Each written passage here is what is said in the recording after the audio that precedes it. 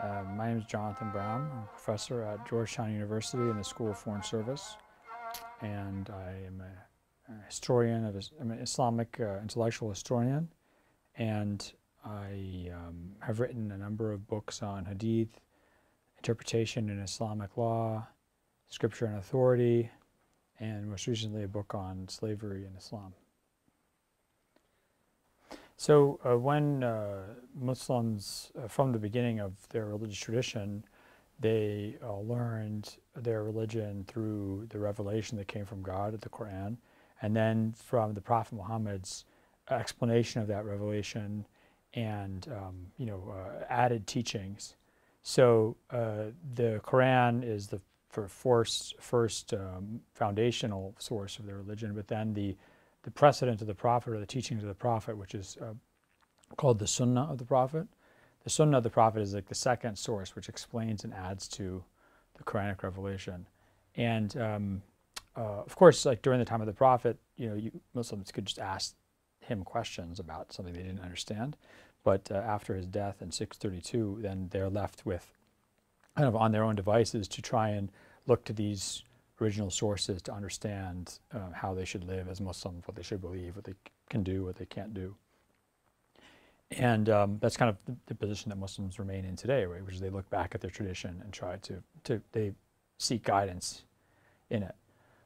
Now, the way that the Quran was written down and officially kind of promulgated within 20 years of the Prophet's death, and there's not really a lot of debate about the historical authenticity of it, even amongst Western scholars. Like there's not, the Hadith, the Quran comes from the mid 7th century. It's from the time of the Prophet, and people debate its meaning, but they don't really debate the text itself, the existence of the text itself.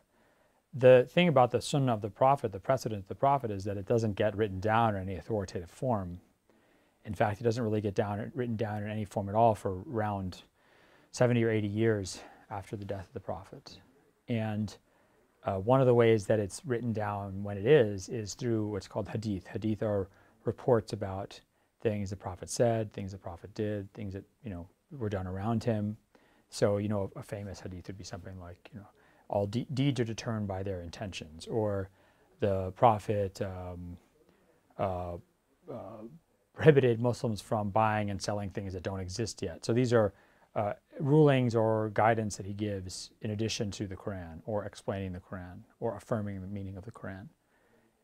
Now the problem is that unlike the Quran,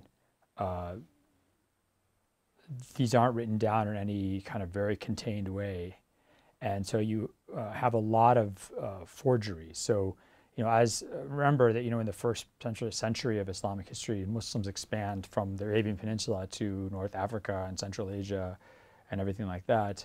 And suddenly you have all these, Christians and Jews and Buddhists and Zoroastrians and Persians and Africans and Byzantine people, and everybody's becoming Muslim. And you have civil wars amongst the Muslims and theological debates amongst legal debates. So anybody in any one of these disputes is just sitting there. The best way to kind of advance their cause is to say, oh, well, the Prophet said that I'm right and you're wrong.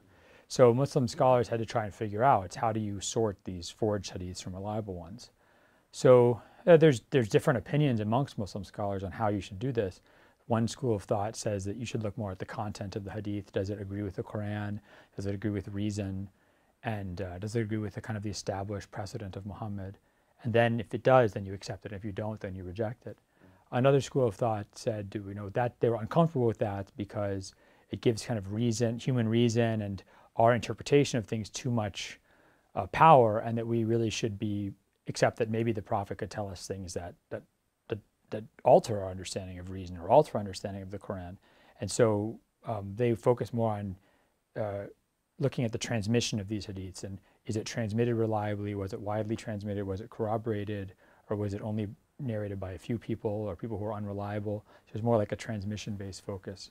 Now, the hadith tradition ends up being extremely, extremely important for Muslims because most of the details of Islamic law and theology don't come from the Quran. They come from the Sunnah of the Prophet, and one of the main ways we know the Sunnah of the Prophet is through these hadiths.